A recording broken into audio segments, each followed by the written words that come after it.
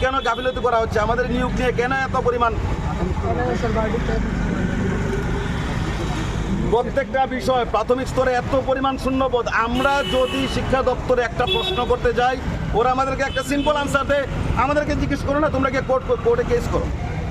আমাদের কেসের টাকা কে দেবে? আমরা বেকার। আপনারা জবাব দেবেন না তো কে দেবে? আমরা মাননীয় শিক্ষামন্ত্রী স্যারের সঙ্গে দেখা করার কোনো সুযোগই পাই না, আমরা দেখাই করতে পারি না। কেন আমরা দেখা করতে পারি না? শিক্ষামন্ত্রী স্যারের সঙ্গে দেখা করবো না তো কার সঙ্গে দেখা করবো?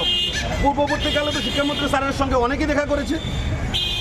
শিক্ষামন্ত্রী স্যার তো স্পষ্টভাবে জবাবও দিয়েছেন, কী অসুবিধার জবাব দিতে। আমরা কি এমন প্রশ্ন করবো যে আমাদের সঙ্গে দেখাই করা যায় না?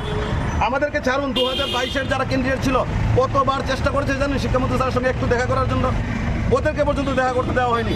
আর আমরা আজ থেকে 4, 5 বার 6 বার আমরা শিক্ষামন্ত্রী স্যারের সঙ্গে দেখা করার চেষ্টা করেছি, আমাদেরকে দেখা করার কোনো সুযোগই দেয় না। আমরা কি চোর নাকি ডাকাত, নাকি আমরা গিয়ে স্যারের কোনো ক্ষতি করে ফেলবো? আমাদের দেখা করার সুযোগ দেওয়া হয় না কেন? আমরা রাজ্যের জনগণ, আমাদের ভোটে যদি একজন শিক্ষামন্ত্রী হয়ে থাকেন, আমাদের সঙ্গে দেখা করবেন না তো কার? পশ্চিমবঙ্গবাসীর সঙ্গে দেখা করবেন নাকি আসামবাসীর সঙ্গে দেখা করবেন?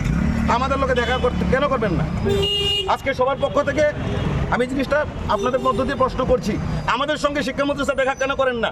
এমন কি কোনো নিয়ম আছে রাজ্যের মুখ্যমন্ত্রী স্যারের সঙ্গে কিংবা শিক্ষামন্ত্রী স্যারের সঙ্গে দেখা করা যাবে না? কোনো নিয়ম তো নেই, কোনো বিধিলিখনে তো লেখা নেই দেখা করা যাবে না। আমরা বেকারত্বের যন্ত্রণায় বারবার যাচ্ছি, আমাদেরকে দেখা করার কোনো সুযোগই দিচ্ছে না।